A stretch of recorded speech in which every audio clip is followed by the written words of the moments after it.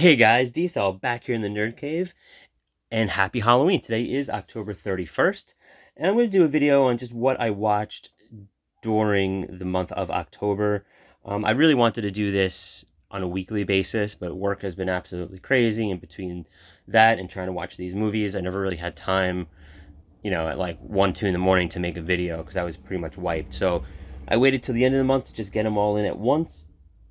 My brother-in-law Jim, aka Raul, and I watched most of these together. We'd try to watch one a night, do double features on the weekends, and yeah. So there's a couple that we didn't get to, so I'll go through those first. Initially what we wanted to do was kind of do like almost like a debate. Like, here's the movies he wants to watch, here are the movies I want to watch, and we were gonna do this whole video about debating which one to watch, and that just logistically it was like hard to do, and we were losing time in the month, so we just watched movies. And I figured, let me just, he was gonna be in the video, but here it is, October 31st already, so let's just get right to it. We'll just go through what we watched, and we'll start with what we didn't get to. First one up is Rocky Horror Picture Show. There's still time. It's still Halloween. It's in the morning right now, so I might be able to get through one or two of these. But yeah, Rocky Horror Picture Show could not fit that in, unfortunately. Next one that was on the list we couldn't watch was Night of the Creeps. Overlord, which I still haven't watched yet. We were going to do first we're going to do a double feature of Screams 1 and 2, then we were just going to watch 2, but we've seen these movies so many times. Nightmare Beach. This is Jim's copy, not mine. I actually just picked this up in a recent Kino pickups, which will be in my monthly pickup video. But yeah, that, John Saxon, we didn't get to watch that, unfortunately. And last one is Maniac. We didn't get to this one either. So now let's get into let's do the double features. There's a ton of movies under me. Okay. Not in any particular order.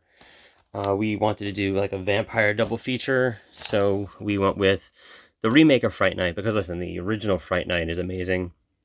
But the Anton Yelchin, Colin Farrell one is actually really good. It's up there with one of the better vampire movies.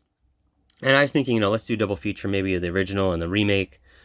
But I've watched the original so many times, and I haven't watched Vamp in a long time. I haven't watched the Arrow release yet, so we did a double feature of that. And next one we did The Blob, the 80s Blob, and the original Blob. I've never actually seen this one, so we watched the first one, and then we watched the remake. Great movies. I mean, this is, it's the 50s. You don't really have the shock value as you did in this. This is so gory. I mean, if you haven't seen this, you have to. But yeah, this was a good team up, so that was a nice double feature. Next one up, and one we actually watched last night. We went to Monster Mania, is a convention that's in Jersey and Maryland usually, and we went to, they had a drive-in convention in Pennsylvania, and we watched Creepshow, and Tom Savini was there and actually signed my copy, which is really cool. We watched Creepshow and From Dusk Till Dawn, double feature at the drive-in. First time at a drive-in, it was really cool. Then we had some comedies. My Best Friend is a Vampire and My Boyfriend's Back. This is a classic. I've watched this so many times. I love that one. It's not up there with the other vampire comedies like Once Bitten, but it's pretty good. My Boyfriend's Back, which has the girl from Fright Night 2 in it. It wasn't what I expected. I liked it, actually. I did really like it. It's just kind of crazy. I like, at the end of it, I'm like, they have to wake up at the end and say this is a dream. Like, that's how crazy it was. But no, it was good. So I definitely recommend that. And sorry, I'm kind of rushing the video, guys. It's Halloween. My kids want to carve a pumpkin. We got to set up stuff around the house. So I'm just going to try to blow through these. This one was a triple feature. This is from the new Scream Factory set. We did the Tommy Jarvis trilogy, starting, of course, with the final chapter. With A New Beginning, which is actually one of my favorite of the series. I know, but I really like this one. And Jason Goes to Hell. Oh, what? Did I just say Jason Goes to Hell? Wow. Jason Lives. I told you guys, I am rushing through this. I got back from the drive-in at like 4 in the morning, so I am pretty wiped right now. Next one is a Tales from the Crypt double feature. Of course, I'm talking about Demon Knight and Bordello of Blood. Great, I don't know, maybe not classics. Demon Knight, I really like Demon Knight. If I had to choose between the two, Demon Knight every time. Bordello of Blood's kind of hokey a little bit, but it's the Crypt Keeper. Gotta love that. Gotta like Tales from the Crypt, so glad we watched that. And yes, we did actually watch the VHS copy. I just picked up the Scream Factory during their Shocktober sale, which hasn't come in yet. So we actually had to watch this on VHS, which was actually pretty fun.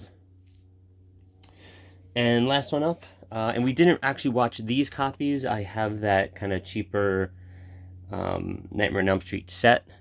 We watched it from that, but for purposes of the video, we watched Nightmare on Elm Street 3, Dream Warriors, and 4, Dream Master.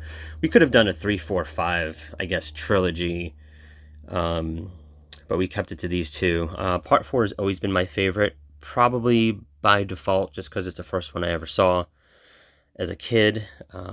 3 is definitely like the better of the two, but I have a soft spot for 4. And the last double feature, actually we'll keep that for the end. It's what we're going to watch tonight. And now let's go through what we watched, just the kind of the single movies. First up is, this is the 3-pack, but we watched H2O. This was actually the first night we watched H2O. We kind of started off. Again, this is in no particular order, but this just happens to be the first one we watched during our October horror movie marathon. Next up is Mayhem. Never saw this. I picked this up a while ago. It's on Shudder, so it's still sealed, but we watched it on Shudder, and this was bananas, man. This is a great movie. There's a lot of hype about it, and it definitely lived up to it. Next one up, From Beyond, the Scream Factory edition. I've had this for a long time. Never watched it. I mean, body horror. I enjoyed it. It's just kind of another kind of crazy one, but you can't go wrong. Maniac Cop, another one I've had in the collection for quite a while. Arrow release. But yeah, it's actually pretty good. I need to pick up Maniac Cops 1 and 2. I do not have that yet. Night of the Comet. I tried to make it through. I fell asleep probably 45 minutes into it. I've seen it a bunch of times. This is the Scream Factory release. Yeah, it's, we don't really have many zombie movies in here. We have My Boyfriend's Back, which is a comedy, and I guess you can fit this in the zombie category. So that's kind of what we chose. We haven't watched this one in a while. We didn't want to choose like the obvious movies, right? There are some obvious movies in here, but we didn't want to go with, all the Jasons, all the Halloweens, the Hellraisers, Chucky. We wanted to kind of do something a little different. And here's my second Anton Yelchin movie, Green Room. Jimmy was really Raul was really pushing for this one. I don't know why. I love, everyone in this movie, Captain Picard, Anton Yelchin, and I don't know what it was that just was turning me off to watch it.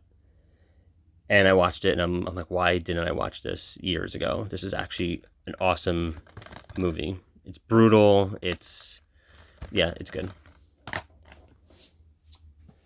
Next one up, we went through a little bit of a late 90s, early 2000s kick for a couple days in a row. First one was The Forsaken. It's been a long time since I saw this. For some reason, I was thinking it's like a PG-13, but it's definitely an R. And it's actually really good. I'm never into vampire movies that don't show teeth. It's always bothered me. I mean, that's not why I don't like the Twilight series. There's 100 other reasons why I don't like Twilight. Near Dark, I'm always taken out of the movie just because I want to see vampire teeth. I don't know. It's just me. But so same thing with this one. but I wasn't taken out of it. I actually really enjoyed it. It's like one of those early WB CW shows, pretty much, because you have people in here that are from those shows. That's rated R. But yeah, if you haven't seen The Forsaken, um, I guess it's an underrated vampire flick. It's pretty good. Next one up, it sort of reminds me of, I mean, I hate to say it reminds me of Near Dark, but it's almost like it's like Near Dark and John Carpenter's Vampires. Like, not in the way it's made, but just kind of like the storyline. Just watch it, you'll see what I mean. Next one up, something I've actually never seen, which is crazy, and another WB CW type of movie is Disturbing Behavior. Actually, really enjoyed it, even with Katie Holmes and her crooked smile. And next one up, in that kind of 90s, 2000s, is Urban Legend. I probably haven't seen this movie since then, and yeah, I actually really enjoyed it. I actually haven't seen it for so long that I forgot who the killer was, which is actually nice. You see these movies so many times that you always want to be like, God, I wish I watched it for the first time again to be surprised. And it was kind of like that. Again, it was probably 10, 15 years since I've watched that. Okay, got to speed this up. Next one, Children of the Corn. One that I've always seen pieces of and never actually sat through it. And it's good until the end. I mean, we all know the terrible special effects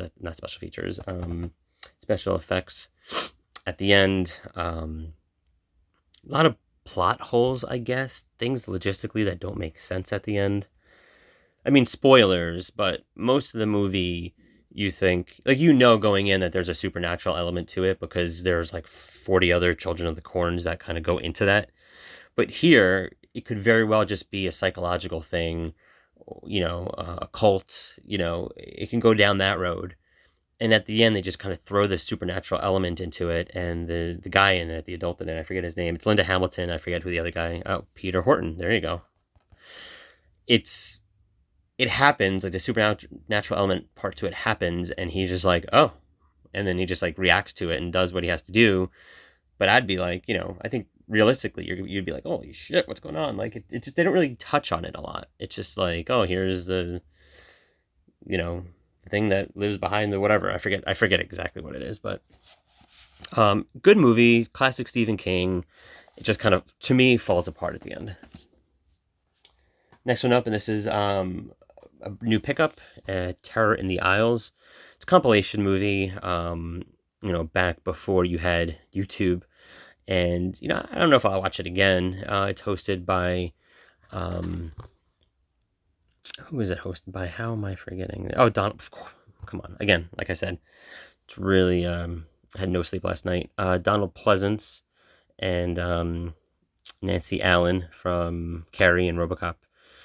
And yeah, no, it was good. It shows like that was the best part of the movie, like the showing Donald Pleasance and Nancy Allen sitting in a theater talking about these movies. And the whole premise is there's a movie theater full of people watching horror movies, and then they go to clips of the actual horror movies. And there's two versions of this. It's the TV edit, which why would I ever watch, and the unrated one. Is it unrated or rated R? I guess rated R. Yeah, it's pretty good. It's like the best clips of the movie, essentially. So. And movies a couple of them I haven't seen, and I don't remember exactly off the top of my head which ones I haven't seen, but it's a good, like, checklist to see, okay, I've seen that one. Oh, I haven't seen that. Let me check out Cat People. Let me check out The Brood. And if you look here in the skull, it's actually all the movies I think that they talk about or they show clips of, which is pretty cool. Again, sorry that I'm, like, blowing through this really fast. Next one up is the third and, well, least favorite Anton Yelchin movie. Sorry, Jimbo, but Burying the X. And, we got off on a good start with Anton. We watched those first two that are great movies, Fright Night Remake and Green Room, and we flew too close to the sun, man. That was it. This is directed by Joe Dante, which is surprising because you would think, oh, Joe Dante, Howling, Gremlins, I mean, classics. I would never know this is a Joe Dante movie unless it kind of said it right here. It's just kind of like a throwaway movie. It's got some good people, and I think the only saving grace of this movie is Anton Yelchin.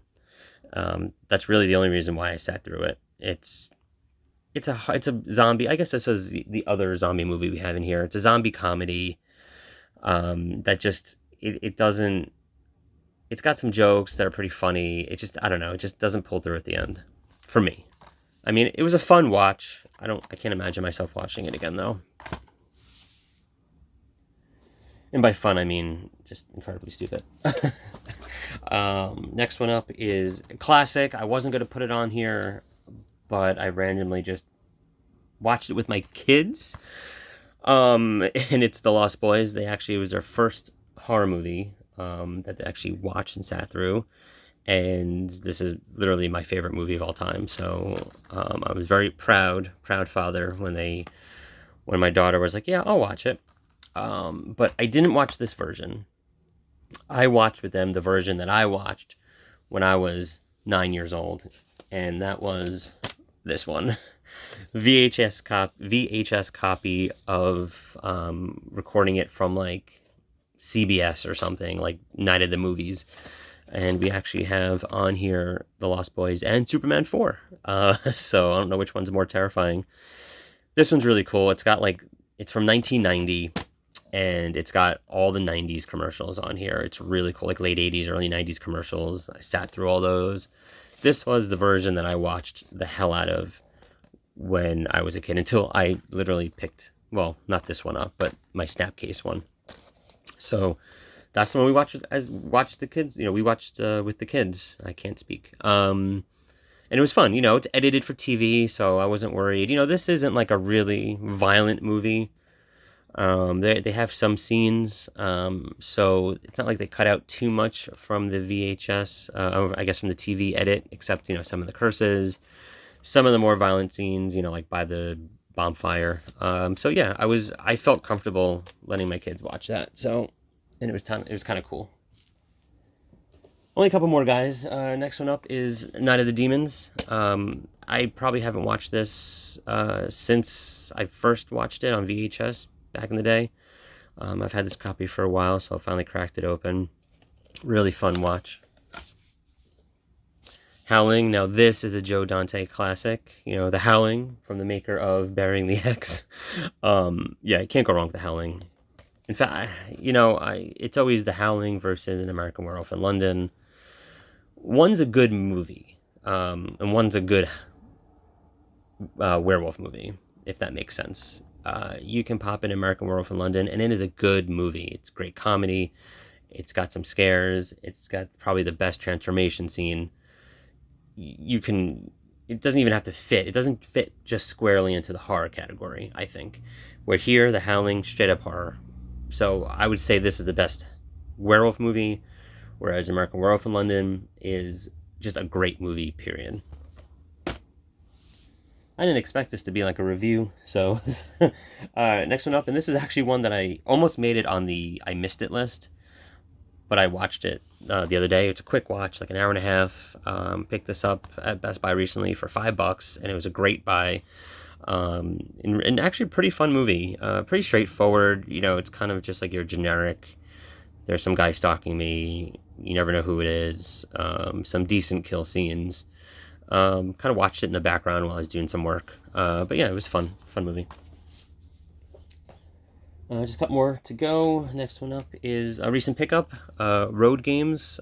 Terrible. I mean, listen, Scream Factory usually makes great slips, great artwork, but she has no neck in this picture. This is much better. But yeah, Road Games, Stacy Keach, Jamie Lee Curtis. I really enjoyed this one. It took me a minute to realize it was Australia. I don't know. I'm like, maybe I didn't pay attention in the beginning. But I'm like, what did they do to the film? Did they like flip the negative? Like, why is he sitting on the wrong side of the car? Why is he driving on the run? And then it took me like 10 minutes before I was like, oh, I'm an idiot. They're in Australia. So, yeah, I actually really enjoyed this one. It's not really, I don't even know if it's really horror. I guess it could be. As Jim says, horror is very broad. We've had our debates in the past. Next one up is, I feel like I feel like this is gonna be a Halloween classic. I haven't watched it in a while, and I actually really enjoyed it. And it's a trick or treat. You know, I don't know why sometimes this gets a bad rap. I don't know. Anthology movie, pretty good. I actually really enjoyed it. Watched it about 2 nights ago. And last one is Halloween 3. Some classic. If it wasn't called Halloween 3, it probably would have done much better. Just another great Tom Atkins movie. And last but not least, what we're going to watch tonight, Halloween night. And like I said, if I have time during the day, I'll try to go through. I think what I'm going to do is probably just in the background put on Rocky Horror. I'll just have it on the TV on the background while we're carving pumpkins, doing stuff. So I'll just kind of throw that there. But for tonight, after everything's done, the kids are in bed, pop in some classics, waited to the very end, double feature. That's going to be Halloween. This is the 4K Best Buy edition. I haven't cracked open yet, so I'm excited to watch this. And Halloween 2. Classics. Perfect double feature. One goes right into the next. Classic movies. I mean, watching Halloween on Halloween, it's kind of like watching It's a Wonderful Life during Christmas. You know what I mean? It's like, just have to do it. So that's it, guys. Again, sorry for the rush. Sorry for rambling. Lot to do today. Just wanted to get this video out. Here are the movies that we watched in the month of October. Please let me know in the comments below. What did you watch this month? What are you guys doing tonight? What are you dressing up as? So my little guy is going to be little Michael Myers in the clown costume. I didn't even have to, like, talk him into it. I showed him a picture of it. I'm like, do you want to do this? And he was super excited. So I'm super excited. So of course I'm going to be, I'm going to rock the Part 6 mask. And yeah, we're going to be little Michael Myers and adult Michael Myers. So super excited about that. But yeah, let me know in the comments below. What are you guys doing? What are you guys doing for Halloween? Hope you have a safe Halloween. And yeah, like, subscribe, share, do all that stuff. If you haven't subscribed and you're watching the videos, what do they say? Smash that subscribe and like button. And like again, happy Halloween, and I'll see you guys next time.